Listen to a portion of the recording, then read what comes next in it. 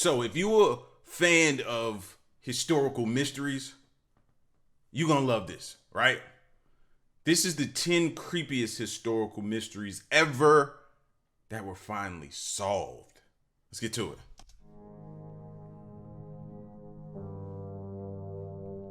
it. History isn't always as brightly lit and straightforward as we hope. As time passes, and at the most unexpected of times, the most impressive solutions to mysteries emerge. Number 10. The scene was set in Reedsburg, Wisconsin, back in 1962. It was here that Audrey Jean Backeberg was living with her partner of 5 years and their 2 children. Although to outsiders, Audrey's life seemed picture perfect, cruelty lurked within. That year, on the 4th of July, the 20-year-old would file a complaint against her husband, the man who had allegedly threatened to take her life. In fact, he loaded 2 firearms and shoved them into the trunk of his car. It isn't known what became of that complaint, but 3 days later, Audrey mysteriously disappeared. On the 7th of July, she was headed to a local woolen mill where she worked to pick up her paycheck. Accompanying her was a hired babysitter, who was also an acquaintance. Leaving her husband and young children behind, Audrey and the babysitter allegedly got into a Greyhound bus bound for Indiana. Not long after, the young nanny arrived at the police station and turned herself in as a runaway. She claimed that the two had hitchhiked to Madison, where they would then hop on. With the hired babysitter? Was the babysitter a male? Like, that's odd and strange and don't make sense. You leave your kids behind and run off with a stranger? That's weird. As a runaway. She claimed that the two had hitchhiked to Madison, where they would then hop onto the Greyhound bus. She'd last seen her employer walking around the corner away from the bus stop. Audrey had vanished. Despite the story from the sitter, some believed that something more sinister was at play here, but with no evidence to support the idea, the case went cold. The missing person report was stacked up with the rest of the Sauk County Sheriff's Office, waiting for the modern era where podcasters and YouTubers could bring it back into the light. Often, the same conclusion would arise through the knowledge of the complaint that Audrey had filed just 3 days before her disappearance. Many point the finger at the unnamed husband, suggesting he was behind it all. That accusation, though, was unsupported by the sitter, who accompanied the missing woman that day. The lack of evidence and reports on police investigations didn't lead to any breakthroughs either. So it seemed that even in the technological era, with renewed efforts and fresh appeals, the case was still a bust.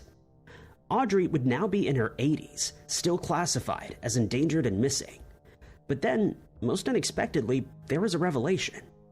Through some diligent investigative efforts, the police would uncover some new insights, ones that would lead them down a bizarre yet understandable route. When this much time has passed, all hope having dwindled, most would expect to find the remains of the missing. But in the case of Audrey Backeberg, police were led to the doorstep of the very much alive 82-year-old. It turned out that she had willingly departed from Reedsburg and relocated just outside of Wisconsin. No criminal activity or foul play was involved. According to lead detectives in the case, Audrey's uncomfortable situation with her husband may have played a role in her decision, which is one that she's happy and confident in. She told them she has... But what about your kid? Am I tripping in my thought process of thinking, what about your kids? What about the kid? You just left, vanished, and never looked back. Like, no. Her decision, which is one that she's happy and confident in. She told them she has no regrets of leaving her old life behind. Nah, I can understand being in a toxic relationship and being with somebody who's very toxic and threaten you the way that he did. Cool. But me running out and leaving my kids like that and never looking, no. There's no possible. I don't care how much you threaten me, fam. Like, I can't be with you, but them, I'm not doing that to them or me. Number 9. Steve Wick, a writer, was working on a book about the last farmers of North Fork when he heard the story of the haunting disappearance. While he hadn't paid much attention to the story at the time, it was certainly one that he wouldn't forget. Sometime later, Wick would leave Newsday and become the executive editor of the Suffolk Times. He would also become a Riverhead News Review and Shelter Island reporter. On his very first day there, Wick recalled the strange story he had heard all those years prior. That missing person now had a name. It was Louise Petrovich. Louise's story begins back in October of 1966. While married to a prominent farmer, she was also seeing a local police officer named William P. Boken. It turned out that both of these men were allegedly cruel towards the then 38-year-old. These powerful men, of course, were being protected by other powerful men. Louise was living in New York when the strange series of events began to unfold. It all began on the 5th of October when she headed to the bank to withdraw the large sum of $1,273, which came from her personal bank account. Oddly, she then closed that account. The next day, Louise would take her young daughter to the school bus stop and drop her off there. This would be the last memory that Sandy would have of her mother, because not long after that, she would vanish. Louisa's disappearance was something that the whole town knew about, but her name wouldn't make it to the headlines at the time. For 3 days leading up to the disappearance, Officer Boken had called in sick to work. Then on the 6th, he resigned. These strange acts certainly painted a guilty picture, but with no evidence and no sign of Louise anywhere, the case would ultimately go cold. Then, 52 years later, something extraordinary happened. The case had long been forgotten, and no new inquests were being made. Nevertheless, the police received a tip in 2018, and it came from an unexpected source. The random tip allegedly came from Boken's ex-wife, who made the claim that there was a body buried in the basement of the Southold home, the very home that was formerly occupied by the officer. Police rushed to the scene with advanced radar equipment that they would use to scour the dirt floor in the colonial-era house. They had a hit. Buried 7 feet beneath the floor, under a 5-inch thick concrete slab, was a skeleton. DNA... Oh, he was on some Wayne Gacy type stuff. Remember all those bodies they found in Gacy's home? And it was under like a slab in that basement, wasn't it? Because that's how they found it. It was like they raised it up and they started seeing worms and different things like that. He was on some that type stuff. Beneath the floor, under a 5-inch thick concrete slab, was a skeleton. DNA testing would reveal that those remains belonged to the missing woman, Louise Petrovich, whose vanishing now seemed to be under suspicious circumstances. The writer, Steve Wick, was so disturbed by this story that he continued to investigate it with the aid of content director Grant Parpen. Together, they began knocking on doors in search of documents, including property and employment records. It was through these efforts that they began to put the pieces of the puzzle together and uncovered some sinister things lurking in the darkness following the unforeseen vanishing. It turned out that Boken was considered a suspect in the disappearance. 2 state police investigators had named him as such, but their case would hit a wall when the judge claimed that the officer was mentally ill. Boken himself would then vanish, only to turn up again some 20 years later in Queens. In 2018, following the renewed interest in the case, investigators would re-interview Judith Terry, who had married Boken back in '66, the same year of the disappearance.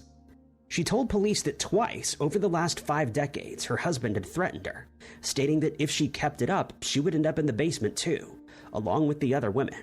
Judith even claimed to have seen Boken burying a burlap-wrapped body in the basement. Now, Louisa's name is finally making it to the headlines, but as the woman who became the homicide victim of a town cop. Number 8. They say when somebody tell you something, believe them. Believe them. The Medinet Habu inscriptions first described the concept of the mysterious sea people. It was during the Bronze Age that these enigmatic people came from the ocean, breaching the land of ancient societies, attacking and conquering them. For those societies, the arrival of these unknown beings sparked terror and fear. By uniquely designed ships, the sea people arrived in Syria, Palestine, Cyprus, Egypt, and Anatolia, destroying everything in their path. Frantic cries for help emanated from these regions. One such letter echoed its way into the kingdom of Cyprus. It spoke of enemy ships and the arrival of the sea people, who were inflicting great damage upon them. This message would be a foreshadowing for Cyprus, which had yet to be attacked by the mysterious group of seafarers. Only it wouldn't make its way to its intended destination. Cyprus received no warning of the pending kingdom collapse. The Sea People, an aggressive band of mariners, staged large assaults on the thriving cities of the era. They'd come from the waters, bringing destruction, demise, and piracy along with them. Then, once they had taken as many lives and as much loot as possible, they would retreat and vanish into the sea. Stories of the barbaric invaders survived the times, only to land in the hands of modern-day historians. Some spoke of horned helmets, bird-shaped ships, and varying types of attire. With these haunting stories and sinister descriptions, questions about the mysterious seafarers abound. Who were they? Where did they come from? Where did they go? For centuries, these questions would go unanswered, even well into the modern era. The Sea People hadn't disappeared into the waters, but instead boarded their boats and made their way back to their homes, leaving the inscribed stories as the only piece of evidence used to identify them. Since the seafarers left no trace behind, archaeologists were forced to rely on notes made by the Egyptian, Canaanite, and Hittite people. Notes such as the 3,200-year-old inscription carved into a limestone slab found in modern-day Turkey. While the piece was found in the late 1800s, it wouldn't be until 2017 that the ancient Luwian language would finally be deciphered. The ancient symbols spoke of the Sea People, giving insight into who they were. The script tells the story of a united fleet of kingdoms from Western Asia Minor. The inscription suggests that Mira, along with several other Anatolian states, had banded together and invaded Egypt and other regions of the Mediterranean, contributing to the fall of the era. The deciphering of this text and the discovery of Asia Minor civilizations being involved in the marauding fleet can finally set historians on the path to solving the ancient Mediterranean puzzle. Supporting this idea was another relief found on the mortuary temple of Ramses III. Its relief suggests a chaotic battle between Egyptian archers and a spear-wielding army. The scene is said to recount an invasion by the Sea People. An accompanying inscription further adds plausibility and ultimately a solution. It claims that the seaborne enemies were an alliance of tribes. These separate societies all stemmed from places like Anatolia and surrounding areas, including Sardinia, Sicily, and Cyprus. Several of the people were also of Eastern Mediterranean origin, suggesting that the mysterious people weren't one civilization, but many. When the need for greener pastures presented itself, these distinct groups would become unsettled and begin their search for new land. They would end up with captives, hostages, and prisoners who would quickly adapt to their ways, leading the Egyptians and other victims to the understanding of a united army. The Sea Peoples were a collective group of civilizations from various origins who raided, terrorized, and overtook many kingdoms, leading to the mysterious stories of seaborne armies. Number 7. Sound like modern day politicians these days, don't it? Don't it? Country leaders. I just see certain similarities in things that's happening today, basically. But hey. In the 1st century, the Roman writer Pliny began to describe a curious artifact. The stones were called Cerania. He believed that the objects had been made in the sky by the gods who had thrown them to the earth. Pliny suggested that the stones were sought after by the Magi of the Zoroastrian religion. Their explanation for these objects seemed likely, since they'd suddenly appeared where the lightning would strike. The ancient people began to believe that these oddities provided them with protection, specifically against lightning. They gathered these objects and placed them in their homes to ward off nightmares and witchcraft. In Scandinavia, they were used to protect against trolls. The belief that these strange objects were the remnants of lightning was so widespread that records of it can be found all over Europe and even Africa. Stories of the Cerania continued to drift through the times and re-emerged in the 16th century.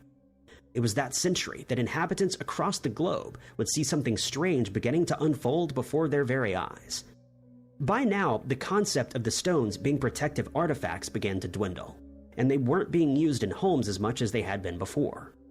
So, with many of these stones having been discarded by the ancient people, they began to pop up in crop fields and gardens.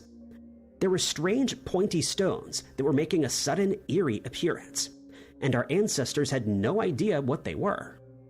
In an effort to explain the arrival of these sharp, mysterious objects, they arrived at the story of the thunderstones, a concept similar to the one described by Pliny. They believed that these artifacts had come from the sky and were thrown to the earth by the gods who were fighting in the sky, which is the explanation used to understand thunderstorms. The concept of the artifact being natural stone formed in the storm clouds became widespread. They'd fallen with the lightning. Christians hadn't challenged the idea either and agreed with the battles of heaven as much as any other religion. It wouldn't be until the later 16th century that the concept of a natural phenomenon was finally brought into question. In 1580, a Vatican City official named Michele Mercati, the man who essentially invented archaeology, laid eyes upon one such artifact. He had a fondness for unusual curiosities and examining exotic objects. The opportunity had presented itself when the Byzantine emperor had sent a thunderstone to the Pope for good luck. Mercati came to investigate the object. The official declared that the objects had not come from the heavens and instead suggested something controversial. He believed that the stones were actually the arrowheads and axe heads of tools created by the people of the Stone Age.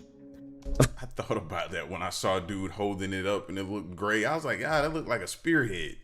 I was thinking that in my mind, like, it looks like a spearhead, but what do you know? Of course, no one believed him and considered him to be a maniac. So our ancestors continued collecting these so-called heavenly stones, unaware of just how right Mercati was. The mysterious thunderstone story persisted until the 20th century, when modern-day archaeologists and scientists corroborated Mercati's claims. The enigmatic artifacts were, in fact, Stone Age-era tools discarded by prehistoric people, only to emerge centuries later.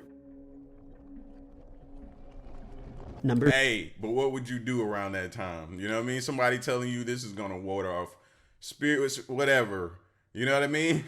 Protect you from different things. You not going to do it? I mean, what is it hurting? Yeah. Tell me what it is. Everybody else doing it. And it's not, I don't see a potential threat in it. Yeah, I'll try it for sure. 6. It was 1963. The height of the Cold War, when something strange was underway. It was 7:45 on the morning of the 1st of January, when two boys began combing the banks of the Lane Cove River, situated in Chatswood, Sydney, in search of their golf balls. But what they would find instead would become one of the most chilling homicide mysteries in history. As the boys continued to comb the river, they happened upon the body of a man lying face down on the narrow dirt track. Initially, they thought he was intoxicated from the previous night's revelries, but an hour later, when they found him in the same spot, they decided to investigate. As they neared the unmoving body, they would find that the man was no longer alive. Vital fluid trickled from his nose, and a purple patch stained his face. Police arrived at the scene to discover that the deceased man was Dr. Gilbert Bogle, and he wasn't the only body there that day. Just 20 yards away, another startling discovery would be made. Under a few sheets of cardboard lay the body of a woman. This was Mrs. Margaret Chandler, who also held no signs of violence. But investigators would arrive at the harrowing conclusion that they were poisoned.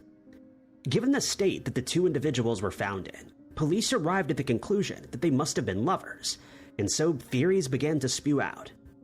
Although the area was known as Lover's Lane, the track was not the best spot for a romantic exchange. It was dirty and unpleasant, but the car was left in good condition, so it didn't seem as though they were forced to go there. Yet there must have been another person present after the fact, since...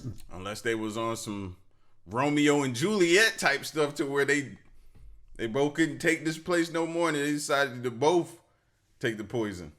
It could have been that, maybe. I hope not, because that's crazy. Forced to go there.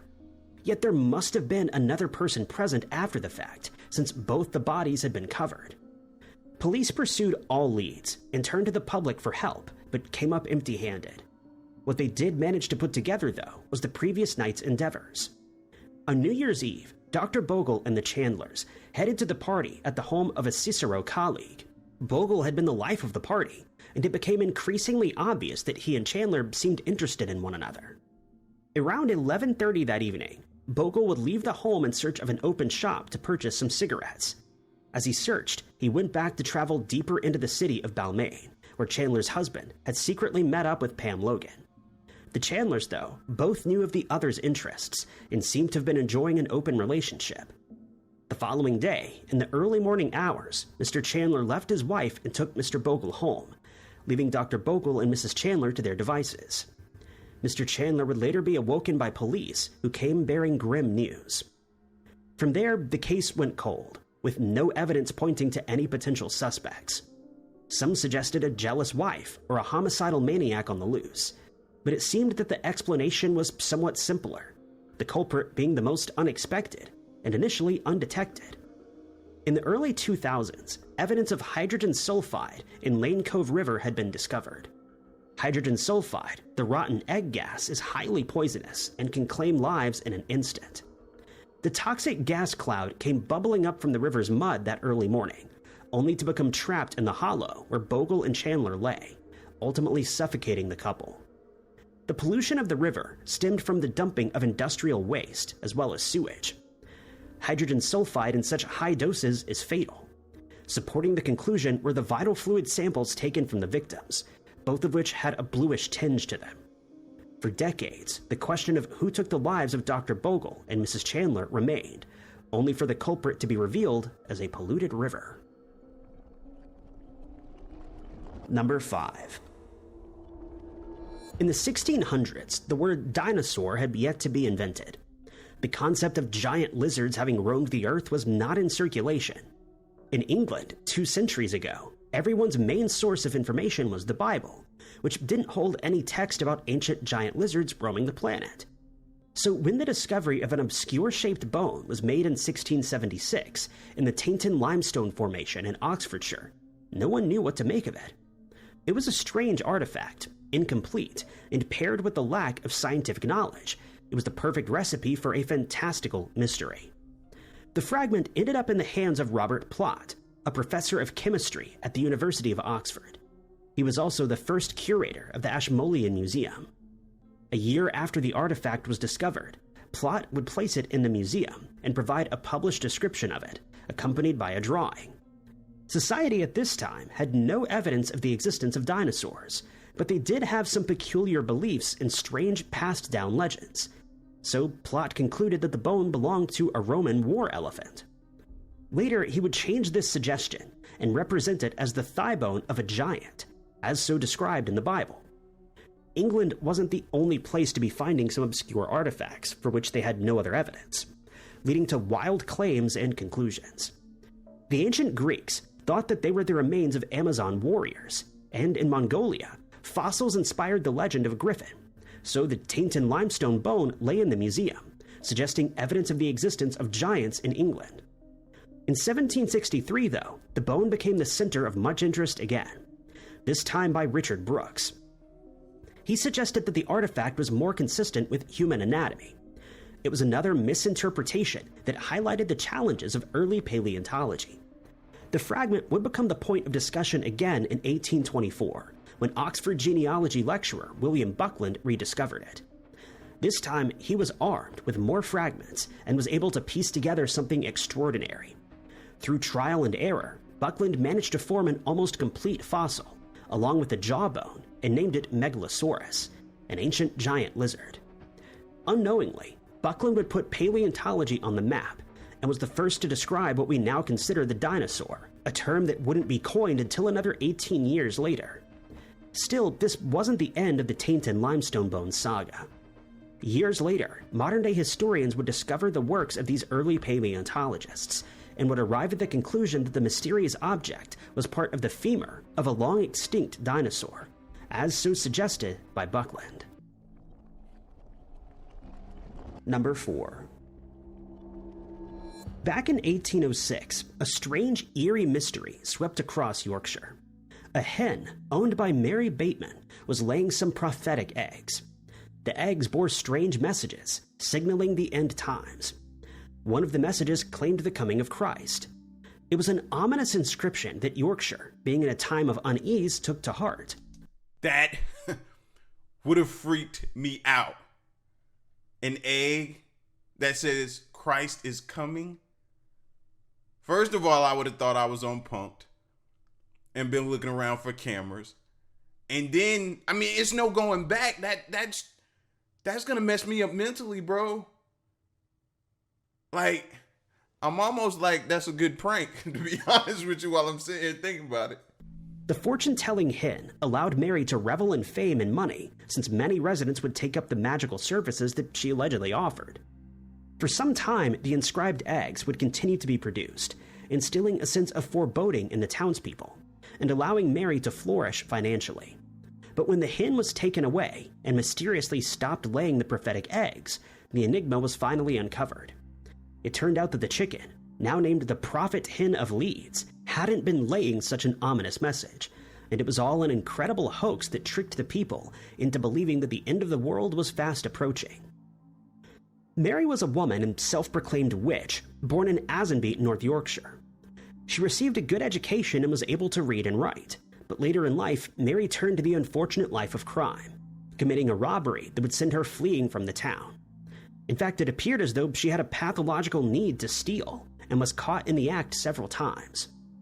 Alongside her affinity for stealing, she also had her spiritual side hustle as a fortune teller and a witch who would remove harmful spells that were cast upon her clients. Much like anyone of the time, Mary would keep chickens, giving her a steady supply of fresh eggs. So in 1806, desperate to make more money, she conjured up a dubious plan and sparked an intriguing mystery among the residents. Huge numbers of people lined up, pennies in hand, to get a view of the mystical eggs and the magic hen who was laying them. As soon as they witnessed it, she would whip into a frenzy, seemingly convinced of the impending doom that would be brought upon them. One day, though, skeptics would uncover the truth about Mary and her prophetic hen. They got up bright and early to observe the witch. They witnessed the chicken laying her eggs, only to have Mary come in and inscribe them with a corrosive ink, the very inscriptions that had Leeds in such a stir. That's so wrong, bro. Are you kidding me? I'll lock her up. And the penalties back then, she probably would have ended up with death doing something like that back then. And she was willing to do it anyway. Yeah, that's crazy. I don't know how they was pranking people back then. I don't even know if you consider that a prank, though. Number 3. Patagonia, the land of the giants, is a place steeped in legends, intrigue, and mystery. It was here that the first stories of giant beings would emerge. It began in the 16th century when the first European explorers set foot on the land. One such explorer was Ferdinand Magellan, who would lead a voyage across the globe and finally to South America. It would be here that the group of explorers would come across something incredibly daunting: giants. The crew had encountered a tribe of indigenous people, who, according to them, were double the height of the average man. Antonio Pigafetta, a Venetian voyager, would embark on the same expedition along with Magellan and document the discovery. He stated that the large men had been dancing on the beach wearing animal skins as clothing. They towered at 9 feet and had bodies marked with various colored paints, including yellow circles around the eyes. In his report, Pigafetta claimed that Magellan had bestowed the name Patagao upon the land, but his explanation abruptly ended there, leading many to speculate exactly what the word meant.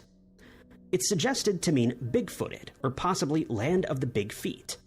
Nonetheless, the name stuck, and from there on out it was seen as the land of the giants.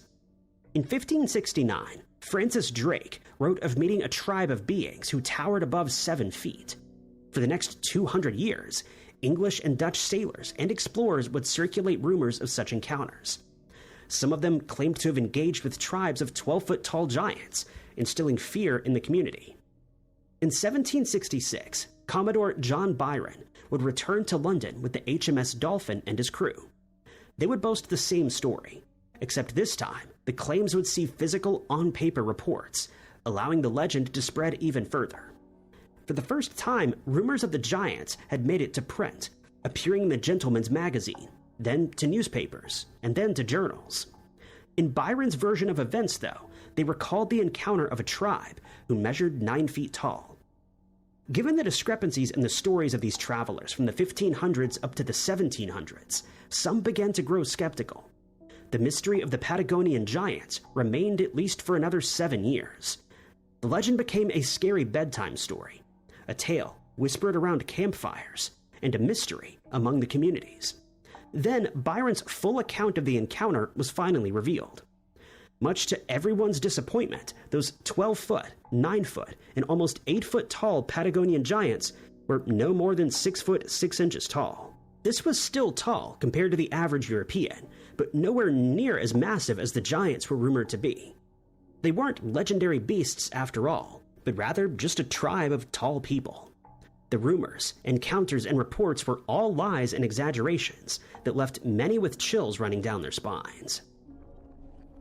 That's why I always ask that. Like, what did y'all consider giants back then? When they talk and reference that, I'm like, what do you think they consider that? Because if they were alive in this day and age, would they look at somebody like a Shaq or a Yao Ming or you know what I mean? Like some of these athletes that are huge and tall, how would they look at them? And then how would they look at somebody who's 6 foot? 6 foot and some change. Like, it's perspective that we have. It's no way for us to go back and look at, but we have to take that into consideration. Number 2. Contrasting against the backdrop of the Denizli province in Turkey is a curious building. It's the Plutonian at Hierapolis, or at least the ruins of it. The site is known as the Gate to Hell. It is a place of mystery that once fascinated the ancient Romans. It was here, in the ancient city of Hierapolis, that something strange had unfolded, something inexplicable to the ancient people. With such civilizations struggling to understand why something was happening, they would produce an elaborate story to explain it. Such was the case in the ominous ruins of the Gate to Hell, the entrance to the Plutonian, a shrine dedicated to Pluto, god of the underworld. With sacrificial animals in tow, Romans would venture to this alleged gate, believed to be a portal to the underworld. Without the use of a sharpened blade, priests would hold these animals toward the entrance, with one deep breath being the last. The ancient people believed this to be the breath of demise unleashed by Pluto. The priests were miraculously unharmed, leading to the illusion that supernatural forces were at play here. 2,000 years later, modern people would come across the site, where guardians of the Gate to Hell would be unearthed. The marble statues once served as an ominous warning. It warned of a fateful cave, a portal to the underworld, a dangerous site. Archaeological efforts would also unearth ancient texts that told the foreboding legends of underworld access. They claimed that mortals could access this realm from certain points of the earth, this Plutonian being one of them. With these strange writings, artifacts, and ruins emerging, archaeologists, historians, and scientists would find themselves tasked with unraveling the enduring mystery. You notice they always tell you how you can access something, but never how you can return from it? You ever notice that? I never hear that part of it. And soon, the search for answers began. Swift experts discovered that the Gate to Hell had been built upon a highly geologically active area. In fact, the supposed portal had been built on top of a deep fault. Carbon dioxide seeped through the fissures, and a steady stream coated the site. In this quantity, though, the gas is relatively harmless, but billowing clouds of the poisonous gas could quickly suffocate any creature, and that's exactly what it did all those centuries ago. Eunuchs would bring their sacrificial animals with low-hanging heads to the site. Inhaling the toxic fumes was fatal, but there was a flaw in this conclusion. How did the priests survive? Scientists began measuring the CO2 concentration of the site and discovered that there was an obvious difference between night and day. With the sun burning overhead, the clouds of gas would quickly dissipate, but at night, they would form thick layers across the ground. The concentrations were so high that they would have no doubt claimed the lives of people in the evening, with the gas puffs running rampant through the arena. But during the day, the ominous clouds only coated the floor, still high enough to prevent the animals from escaping the suffocation, and the priests were simply too tall, allowing them to evade Pluto's breath. Number 1. It was the mid-1980s. Residents of Los Angeles, California were going about their lives. Although it was considered a safe place to be during that time, many would still go out at night, not knowing that something sinister was lurking in the shadows. An opportunist waiting for the right moment to attack. Their ages didn't matter. Their background and families were irrelevant. He just wanted to claim as many lives as possible. The residents had no idea how dangerous their routines were about to become. It all began on the 15th of January, 1984, when a police vehicle surrounded an abandoned gas station. It was here that the lifeless body of 21-year-old Sharon Dismuke was discovered. The brutality of her demise marked the start of an enduring mystery that would continue to haunt the California community for years to come. She had sustained blunt force trauma to the head, and 2 weeping wounds stained her chest. The weapon was a .25 caliber firearm. At first it seemed like just another narcotics-fueled homicide, but then more bodies began to turn up. Lying in a pool of vital fluid in a darkened alleyway near Westgate Avenue was 29-year-old Deborah Jackson. She too sustained wounds to the chest, 3 this time. Again, it seemed as though no one was around to witness it. They didn't know it at the time, but these 2 slayings were connected. A year after the body of Deborah was found, there was another. The red-stained alleyway of West Vernon Avenue was host to the brutal scenes. 35-year-old Henrietta Wright was found on a discarded mattress. Her body was littered with multiple wounds. From the first slaying in 1984, the same pattern would repeat itself until 2007. This was the work of the Grim Sleeper, a homicidal maniac who made Los Angeles the most dangerous city to be in during the 80s, well into the 2000s. For more than 20 years, this predator lurked in the back streets of Los Angeles, claiming lives from the shadows, operating at the height of a narcotics epidemic. And he seemingly got away with it before retreating underground for 13 years, before re-emerging to continue his dreadful ways. The Grim Sleeper, though, had something acting against him: breakthroughs in DNA technology. DNA evidence obtained from the bodies of the 2002 slayings linked them to the 1980s homicides. So this person, whoever it be, was that good to where the police couldn't catch him. I find that strange, odd, crazy, because that makes me think, were they in on it? Was he being like the other person in the beginning of the videos, being helped by powerful people? You're sitting here telling us, if it wasn't for DNA technology coming along, we'd have never found this person. And that person would have been still doing what they were doing. Wow. That trace evidence was saliva that had dried on the victims' bodies, allowing police to begin their search for the butcher, who'd been terrorizing the community for years. But when they ran the samples through their database, they found no matches, and it seemed that the case was about to go cold once more. But investigators decided to turn to a controversial technique, which was to search for matching familial DNA markers in the database that indicated a relative to a possible suspect that was already in the system. And finally, there was a breakthrough. In 2009, a young man named Christopher was convicted of a felony weapons charge. His DNA matched in various ways to that obtained in the Grim Sleeper slayings, so much so that the police became convinced that he was a close relative.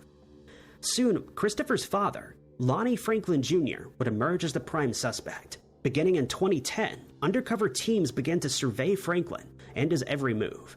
On the 5th of July, they'd followed him to a birthday party in Orange County. A detective, disguised as a busboy, managed to grab a half-eaten pizza slice, a napkin, a fork, plastic cups, and a piece of chocolate cake, all of which held Franklin's DNA. The samples were quickly rushed to LAPD's DNA lab for testing and compared to that of the samples from the crime scenes. And just 2 days later, investigators arrived at the home of Lonnie Franklin Jr. and placed him in handcuffs. The 57-year-old was now in custody, and 6 years later, he'd be found guilty of 10 counts of first-degree homicide. After 2 years of wreaking havoc on Los Angeles and years of searching, waiting, and investigating, the Grim Sleeper mystery had finally been solved, and justice for his victims had finally arrived.